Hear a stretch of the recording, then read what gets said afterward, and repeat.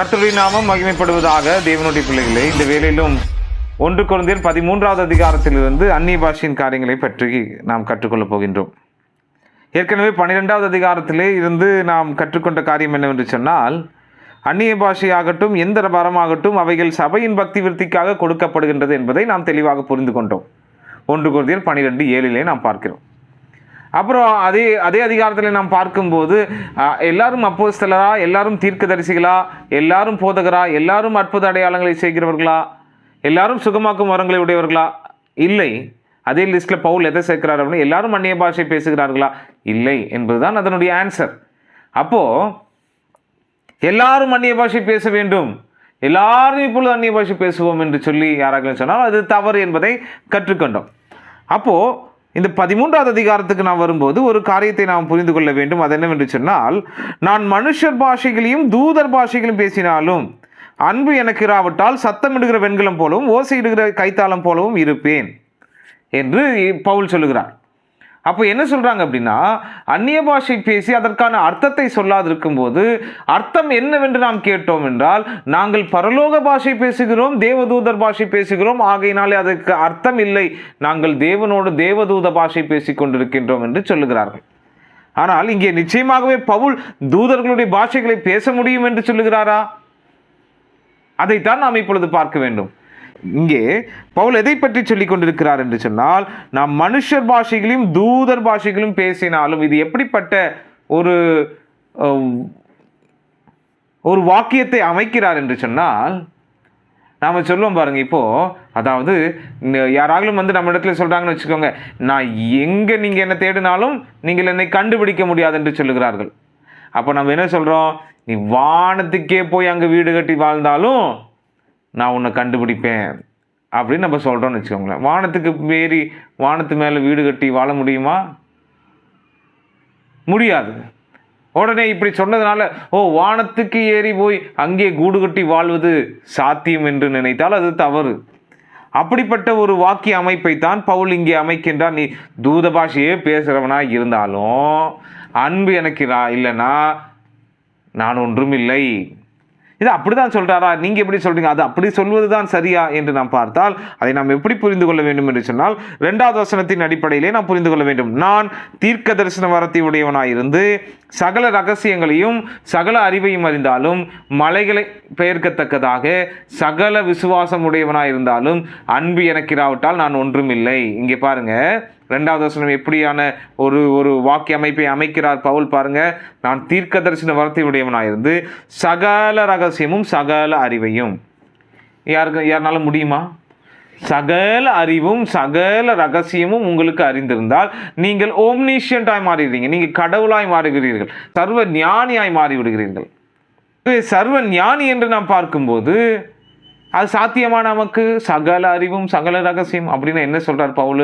அங்கே இந்த ஹைப்பர்போலே எனப்படுகின்ற ஒரு காரியத்தை உபயோகப்படுத்துகிறார். அது என்னன்னா, சாத்தியமில்லாத ஒரு காரியத்தை பற்றி பேசி மற்றொரு காரியத்தை வலியுறுத்தி காண்பிப்பது. தூத பாஷை பேசுகிறவனை போல நீ இருந்தாலும் அன்பு இல்லைன்னா என்ன பிரயோஜனம்? அது சாத்தியம் அல்ல. அதையே நீ செய்தாலும், நீ சகல அறிவையும் சகல ஞானத்தையும் அறிந்து சகல ரகசியத்தையும் அறிந்த கடவுளுக்கு ஒப்பான அந்த சிந்தை அந்த அந்த அந்த அந்த குணாதிசயம் உனக்குள் இருந்தாலும் இருக்க வாய்ப்பு இல்லை. ஆகவே பவுல் இங்கே அமைக்கிற அமைப்பு இதுதான். ஆகவே இந்த வசனங்களை வச்சுட்டு நான் தூத பாஷை பேசுகிறேன், பரலோக பாஷை பேசுகிறேன் அப்படி இப்படின்லாம் நம்ம சொன்னோம்னா அது ரொம்ப தவறானது என்பதை நாம் புரிந்து கொள்ள வேண்டும். இந்த 13:1 என்னத்தை பற்றி பேசி கொண்டிருக்கிறார்? தூத பாஷைகளை பேச முடியுமா? முடியாது. அது சாத்தியமில்லாத ஒன்று. தூதர் பாஷை நமக்கு கொடுக்கப்படுவது அல்ல. நாம் பேசி என்ன பண்ண போகிறோம்? தூதர் பாஷைகளை பேசி என்ன பண்ண போகிறோம்? வரங்களெல்லாம் சபையின் பக்தி விருத்திக்காக. அப்படின்னா மனுஷ பாஷை பேசினா தான் நியாயம். நம் சகல அறிவும் சகல ஞானத்தையும் எப்படி அறிய முடியாதோ அதுபோல் தூதர் பாஷையும் பேச முடியாது. அதை ஒரு எக்ஸாஜரேட் பண்ணி காண்பித்து நடக்க இம்பாசிபிளான ஒரு காரியத்தை, அதாவது நடைமுறைக்கு சாத்தியமற்ற ஒரு காரியத்தை பற்றி பேசி அன்பை பற்றி வலியுறுத்துகிறார் பவுல் இந்த பகுதியிலே. பின்பு 13வது அதிகாரத்தில் அறிந்து கொள்ள வேண்டிய இன்னொரு காரியம் இருக்கிறது. என்னவென்று சொன்னால், 8வது வசனத்திலிருந்து நாம் பார்க்கும்போது, அன்பு ஒரு காலம் ஒழியாது, தீர்க்க தரிசனங்களானாலும் ஒழிந்து போகும், அந்நிய பாஷைகளானாலும் ஓய்ந்து போகும், அறிவானாலும் ஒழிந்து போகும். நம்முடைய அறிவு குறைவுள்ளது, நாம் தீர்க்க தரிசனம் சொல்லுதலும் குறைவுள்ளது, நிறைவானது வரும்போது குறைவானது ஒழிந்து போகும். ஆகவே இந்த வசனத்தை வைத்து 2 பிரிவாக பிரிகிறார்கள். ஒரு சாரார் என்ன சொல்றாங்க அப்படின்னா, ஆதி அப்போஸ்தல காலத்தோடு இந்த அடையாள வரங்களாகிய அந்நிய பாஷை, தீர்க்க தரிசனம் எல்லாம் நின்று போய்விட்டது. ஏனென்றால் பவுல் இங்கே சொல்றாரு, நிறைவானது வரும்போது குறைவானது ஒளிந்து போகும். நிறைவானது தேவனுடைய வார்த்தை. ஆகவே நிறைவான வெளிப்பாடு கிடைச்சதுக்கு அப்புறம் குறைவான வெளிப்பாடாக, கொஞ்சம் கொஞ்சமான வெளிப்பாடாக கொடுக்கப்பட்டு கொண்டிருந்த அந்நிய பாஷை, தீர்க்க தரிசனம் எல்லாம் நின்று போயிருச்சு. இதுதான் அவங்களுடைய வாதம். மற்றொரு சாரார் என்ன சொல்லுகிறார்கள் என்று சொன்னால், ஆதி அப்போஸ்தல காலத்துக்கு அப்புறமும் என்னது இந்த தீர்க்க தரிசனம், அந்நிய பாஷை என்னது இன்று வரை தொடர்ந்து நடந்து கொண்டே இருக்கின்றது. கண்டினியூஷனிஸ்ட் என்று சொல்லுவோம், கண்டினியூ ஆகிக்கொண்டே இருக்கிறது அப்படின்னு சொல்றாங்க. இப்போ இதில் எது கரெக்டு எது தவறுங்கிறது இங்கே நம்ம முடிவு பண்ண முடியாது. 14வது அதிகாரத்துக்கு தான் போகணும். ஆனால் இங்கே நாம் புரிந்து கொள்ள வேண்டும், இவர்கள் ஆதி அப்போஸ்தல காலத்தோடு அந்நிய பாஷையும் தீர்க்க தரிசனம் முடிந்து போய்விட்டது என்று சொல்லுகிறவர்கள், நிறைவானது என்பது என்னங்க கர்த்தருடைய வார்த்தை என்று சொல்லுகிறார்கள். இங்கே இல்லை இல்லை, இன்று வரை தொடர்ந்து அந்த வரங்கள் எல்லாம் நடைபெற்று கொண்டிருக்கிறது, செயல்பாட்டில் தான் இருக்கிறது என்று சொல்லுகிறவர்கள், அந்த நிறைவானது என்று சொல்லும்போது அது இயேசு கிறிஸ்து அவருடைய வருகையை பற்றி சொல்கிறது. நிறைவான இயேசு கிறிஸ்து வரும்போது, நிறைவான வெளிப்பாடு வரும்போது, நிறைவான வெளிப்பாடாகிய இயேசு கிறிஸ்துவின் 2ஆம் வருகையிலே இந்த குறைவான வெளிப்பாடுகளாகிய அந்நிய பாஷை, தீர்க்க தரிசனம்லாம் நின்று போயிடும். ஆகவே கர்த்தருடைய வருகை வரை அந்த காரியம் இருக்குன்னு சொல்கிறாங்க.